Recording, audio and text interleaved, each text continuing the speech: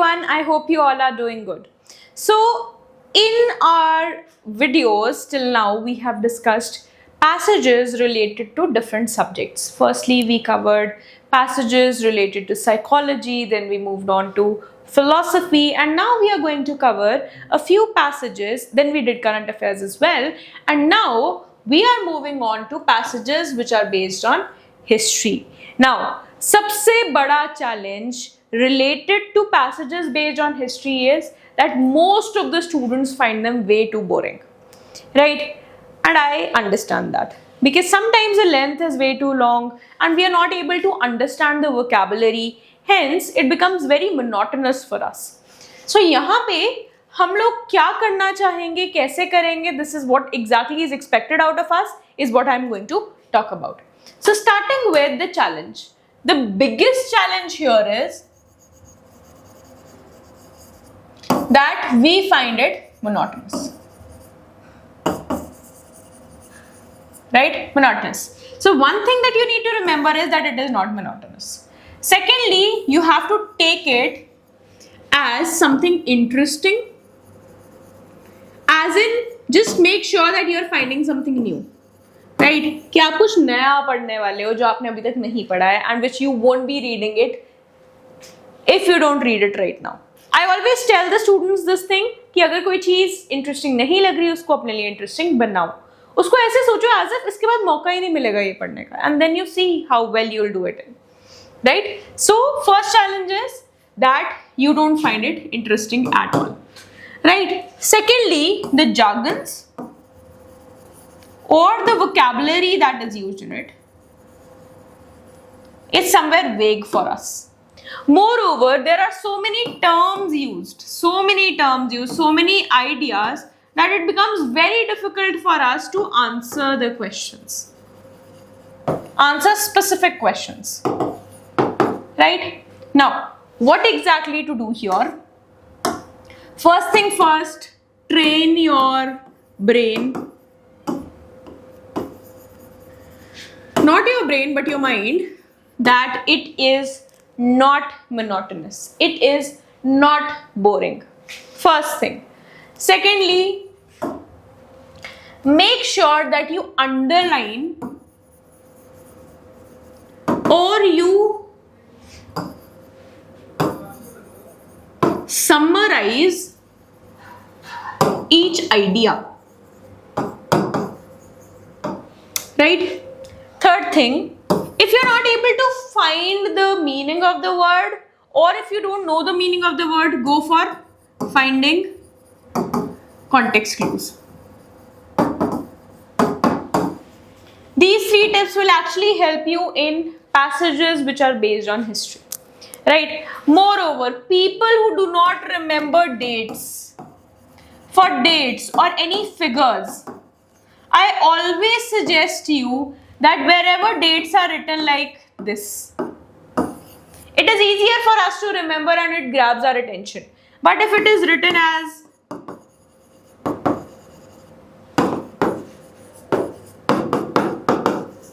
in the spree of that monotony, we tend to miss such a date. Right? So please focus on each and every word while you are reading passages related to history. Right? Now, let us start with the first one. Historians have long debated whether 1857 uprising in India was a spontaneous sepoy mutiny or the first war of independence. Official British records at the time downplayed it as a military insurrection provoked by issues like greased cartridges and soldier grievances. However, Indian nationalists later reinterpreted as a broad anti-colonial struggle against imperial domination. The revolt's root lay deeper than the immediate spark. The annexation policies of Lord Dalhousie under the doctrine of lapse had eroded princely states. Economic exploitation through revenue settlement impoverished peasants, while artisans suffered due to the destruction of indigenous industries. Castes and religious sensitivities were further strained by British social reforms and missionary zeal. Now, the revolt was most intense in northern and central India. Delhi, Kanpur, Lucknow, and Jhansi, where local rulers, discontented soldiers, and civilians united in defiance. Yet, it lacked central leadership or cohesive program. While figures like Rani Lakshmi Bai and Bahadur Shah Zafar became symbols of resistance, regional coordination was weak. Again, very important, regional coordination was weak and they lacked central leadership. And southern and eastern regions remained largely untouched. Now, modern historians like Eric Stokes and Rudragishu Mukherjee argue that while the revolt carried nationalist sentiments, it was also driven by local and social grievances. It was a watershed movement, not because it ended colonial rule, but because it awakened a consciousness of resistance that would later mature into organized nationalism. Now, so here, as we already have read about the 1857 Sepoy Mutiny, it becomes very easy for us to understand the passage. जिन सब ने 1857 का revolt पढ़ा उन सबको ये चीजें समझ आ रही हैं. But let's say there is a student जिसने कभी ये चीज नहीं पढ़ी और उस टाइम पे ढंग से नहीं पढ़ा था, उसको ये नहीं समझ आएगा. So what to do here? As I've already given you the points, वो 3 points पे focus करो and come to the questions. According to the passage, which factor most directly deepened economic discontent before 1857? तो economic content के बारे में बात कहाँ पे हुई है? जहाँ पे we were talking about British support for princely rulers. Secondly, they have talked about industrial expansion in India. Thirdly, they are saying that revenue settlement and decline of artisans, and lastly, repeal of doctrine of lapse. Doctrine of lapse is not related to economic issues. The answer is C. Why? Because only this has been talked about clearly, right? Then, what best explains why the revolt failed to achieve pan-Indian success? C. It lacked leadership and coordination. ये तो हमें पता है. But यहाँ पे बात हो रही है pan-Asian success की. ठीक है. Secondly, absence of any local grievances. But grievances तो थे, local grievances थे. Complete unity among soldiers. We are not talking about it and nowhere has it been given. Then, excessive foreign resistance. Foreign से तो हमें कोई help थी ही नहीं. So what is the correct answer here? A. Right? How do modern historians reinterpret the revolt? कि modern historians का क्या viewpoint था regarding the revolt? As purely military in nature, as a mix of local grievances and proto-nation, as an uprising led only by peasants, as a reformist movement. What would be the answer here?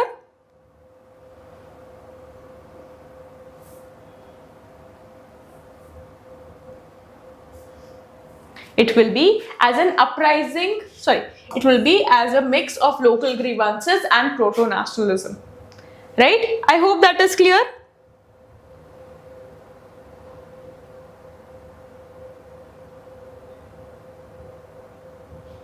Next, what does the term doctrine of lapse refer to? Religious conversion policy? No. Annexation of states without heirs? Yes. So basically, जिन राजाओं के अपने खुद के बच्चे नहीं थे, उनकी states went to the Britishers. This was doctrine of lapse. Military conspiration law? No. Land revenue system? No. The author's tone towards the revolt is best described as what? Romantic and celebratory. Romantic means something imaginary. Celebratory means applauding. But ऐसा तो कुछ नहीं था. Critical and dismissive, analytical and balanced, and skeptical and cynical. Skeptical and cynical basically means doubtful. Right? It means doubtful. He was not being doubtful about anything. He knew his facts, right? He knew the facts, hence it is not skeptical and cynical. Then, analytical and balanced. Yes, it is correct. Why? Because he knew what were the loopholes. Right? What were the loopholes? Where all did the Indians lack? Critical and dismissive. He is not being dismissive कि नहीं भाई कुछ गलती नहीं हुआ था. Right? Hence it is not critical and dismissive. Though it may be critical somewhere or the other, but it is not dismissive at all. Right? Hence the answer is C. I hope it is clear to everyone. Now we move ahead to the next passage. When the French Revolution, now French Revolution is again a very important topic in history. So when the French Revolution erupted in 1789, it was not merely a political event. It was an intellectual earthquake that redefined the meaning of liberty and equality. The ancient regime of monarchy, aristocracy, and the church privilege was challenged by an emerging bourgeoisie and an awakened citizenry armed with Enlightenment ideas. The Declaration of Rights of a Man and of the Citizen announced that all men are born free and equal in rights. A radical statement for its time. The revolution proclaimed popular sovereignty, replacing the divine rights of the king with the sovereignty of the people, yet liberty was interpreted differently across classes. The bourgeois sought economic freedom and constitutionalism, while the sans-culottes demanded social and economic justice. Now, the revolution's course was tumultuous. Tumultuous means disturbing, challenging, right? Difficult. Now, the monarchy was abolished, and the reign of terror under Robespierre revealed the paradox of liberty enforced by fear. Later, Napoleon Bonaparte's rise brought stability but also centralized power, diluting the revolutionary ideals he claimed to defend. Right? Now, still the revolution's legacy endured. It inspired anti-colonial movement, democratic constitutions, and the language of rights across the globe. In India, thinkers like Raja Ram Mohan Roy and later Nehru drew inspiration from its ideals. The revolution thus became both a promise and a warning of how easily liberty could turn out to tyranny if unchecked. Right, so the entire essence of the French Revolution has been given here, and the French Revolution has been talked about as to what it claimed and how it changed. Now, the revolution's primary philosophical basis came from what? It came from Enlightenment ideals of equality and reason. That is what we've talked about, right? Then the reign of terror is cited in the passage as an example of what?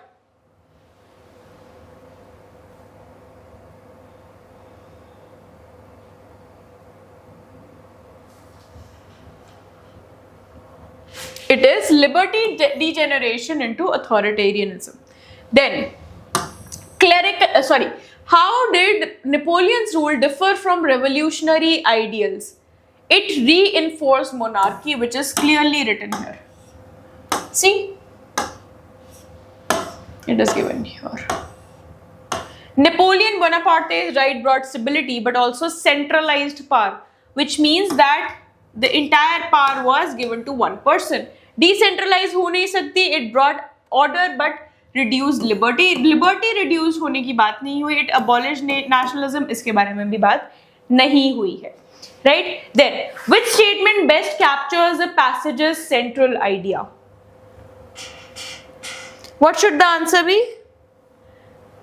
The French Revolution failed completely. इस चीज के बारे में तो बात हुई ही नहीं. It combined liberty, terror, and global influence. हाँ, इसके बारे में बात हुई है.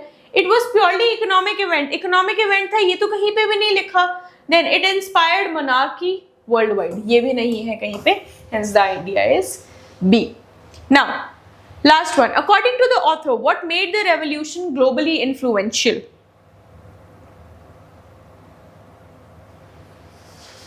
Its universal ideals and political symbolism made it universal. Right? I hope that is clear. All the other options seem quite vague. तो अगर इतने ही vague answers हैं, आप वो तो answer करोगे नहीं. The most logical one was this. Right? I hope it is clear. Now we move on to the third passage, the Mauryan Empire. Again, a very important part of our history. Right? Now, the Mauryan Empire under Emperor Ashoka, 3rd century BCE, was one of the first large-scale attempts to integrate diverse peoples and regions under a central authority in South Asia. The empire's vastness means the length and the stretch of it, stretching from Afghanistan, now the clue word here was stretching, from Afghanistan to Bengal required efficient administration and moral legitimacy. Now, Ashoka's concept of Dhamma has often been misunderstood as religious preaching. In reality, it was a set of ethical and administrative principles meant to unify the empire beyond sectarian line. Sectarian line means wherein the society is divided into various classes and groups, right? Through inscriptions on rocks and pillars, Ashoka propagated, means spread he tried to spread non-violence, tolerance, compassion and welfare. Dhamma was a political philosophy aimed at maintaining social harmony in a multi-regional empire, religious empire. The Kalinga War marked Ashoka's moral transformation. Right? Now, from a conqueror to a ruler guided by ethical governance. However means something different. Scholars like Romila Thapar caution against romanticizing Ashoka as merely a pacifist. Right? He was not just a person who tried to maintain peace. Right? This is what Romila Thapar said. His Dhamma also served as a tool of statecraft, moral persuasion and complemented bureaucratic control. कि कैसे एक society को control किया जाना चाहिए. Right? The Mauryan model combined centralized bureaucracy, provincial governance and extensive spy network. Kautilya's Arthashastra, though predating Ashoka, offers insight into the political realism of the age, that is state power, diplomacy and espionage. Espionage is basically spying, right? That is what it means. Espionage. So Ashoka's reign thus stands at the intersection of moral idealism and pragmatic governance, that is practical governance, illustrating how empires sought legitimacy through both ethics and efficiency. So here they have just given us a conclusion of how what Ashoka preached was taken otherwise and what it actually meant, right?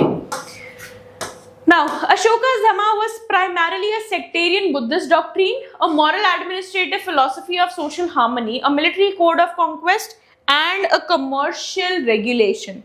What would it be?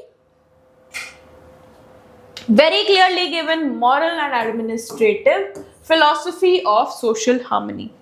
Then, what event triggered Ashoka's moral transformation? Very clearly given Kalinga War.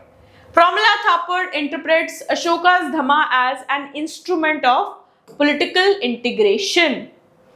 Then, the Mauryan administration is characterized by centralized control with provincial divisions, wherein the center is strong and बाकी की parts state के पास हैं या provinces के पास हैं. The passage presents Ashoka as a ruler who balanced moral ideas with political pragmatism. Right? I hope this is clear. ये सारे fact-based questions are clearly given in the passage itself.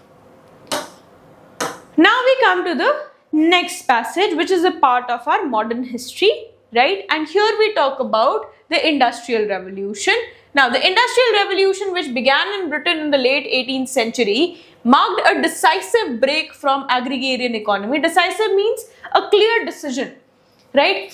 Decisive break from from agrarian economies to mechanized production. Mechanized production, steam engines, textile mills and ironwork revolutionized not just industries but the very structure of the society. The factory replaced the workshop and time became money. Economic historians often debate whether industrialization was a blessing or a curse. On one hand, it unleashed productivity, urban growth and technological progress. On the other, it entrenched class inequalities and degraded working conditions. Karl Marx described industrial capitalism as both revolutionary and exploitative. अब यहाँ बात हो रही है कि industrialisation के the two sides of the coin was that एक तरफ ये बहुत ज़्यादा progressive थी, on the other hand it was exploitative.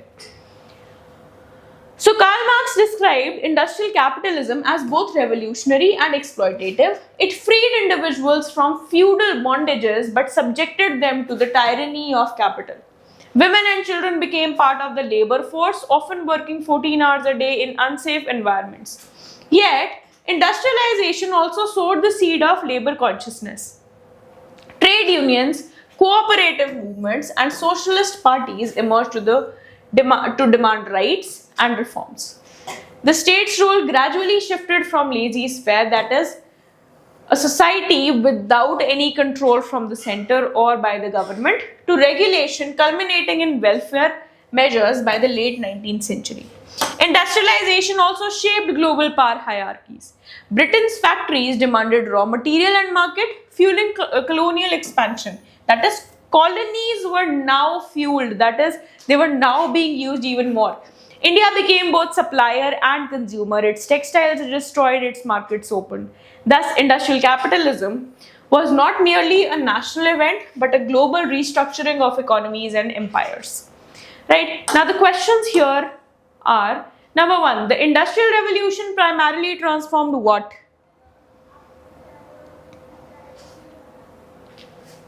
Agricultural practices alone? The word alone makes it vague. Then social, economic and industrial systems. Yes. Then Marx viewed industrial capitalism as what? Both progressive and exploitative at the same time. Then, which factors most contributed to labor reforms? That is, growth of worker consciousness and unions. Then, the passage suggests the industrialization and imperialism were completely unrelated, mutually reinforcing, opposing forces, or purely domestic. The answer will be B, that is mutually reinforcing. The author's tone is best described as celebratory, critical yet analytical, cynical or indifferent. He is not indifferent. He is not indifferent. He knows about it and he thinks about it. Cynical is doubtful, which he is not. Celebratory means applauding, which he is not. Hence, the answer is critical yet analytical at the same time. Right?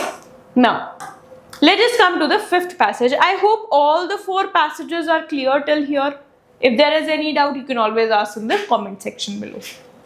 Now, talking about the fifth passage, the Indian National Congress era. Again, very important when it comes to the history of India. Right? The Indian National Congress, founded in 1885, was initially a forum of educated elites seeking reform within the British framework. Early leaders like Dadabhai Naoroji, Gopal Krishna Gokhale and Firoz Shah Mehta believed in constitutional agitation, petitions, persuasions and gradual change. Right? Then, however, by the early 20th century, the limitation of the modernization became evident. The partition of Bengal ignited mass protests and Swadeshi movements.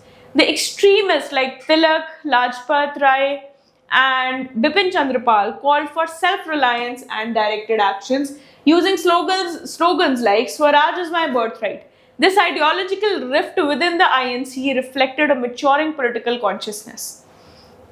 Now, Gandhi's arrival in 1915 transformed the movement's moral and strategic base.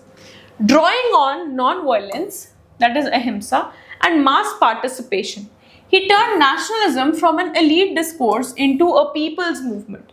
The campaigns like non-cooperation, civil disobedience, and Quit India mobilized peasants, women, and workers. Yet, Gandhi's politics was not without critics. Subhash Chandra Bose questioned non-violence as impractical under tyranny, while Ambedkar argued that nationalism without social justice was incomplete. Despite indifferences, the movement succeeded in uniting India across class and regions, achieving independence in 1947 through a blend of moral persuasions and political strategy. So the rift between the ideologies within INC, that is Indian National Congress, is being talked about here. And क्या-क्या views थे, क्या-क्या नहीं थे, उनके बारे में facts दिए हुए हैं. Now, the moderates in the INC primarily relied on what? It is a direct fact-based question. It is petitions and persuasions. The next question here is, the partition of Bengal symbolized what? The growth of radical nationalism, which is again a direct fact-based question. Gandhi's main contribution is to bring masses into nationalist politics through non-violence. Then, which criticism of Gandhi's approach is mentioned here?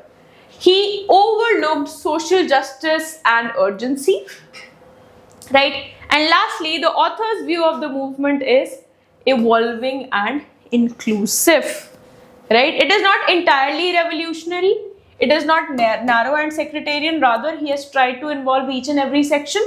Then one dimension and elitist, no, he is not being elitist. He has talked about others also, the extremists also, right? Entirely revolutionary, no. Hence the answer will be evolving and inclusive of all the sections. Now, this is a passage that you have to cover. So please take a screenshot of this passage and try to answer the questions in the chat box. These are the questions for you.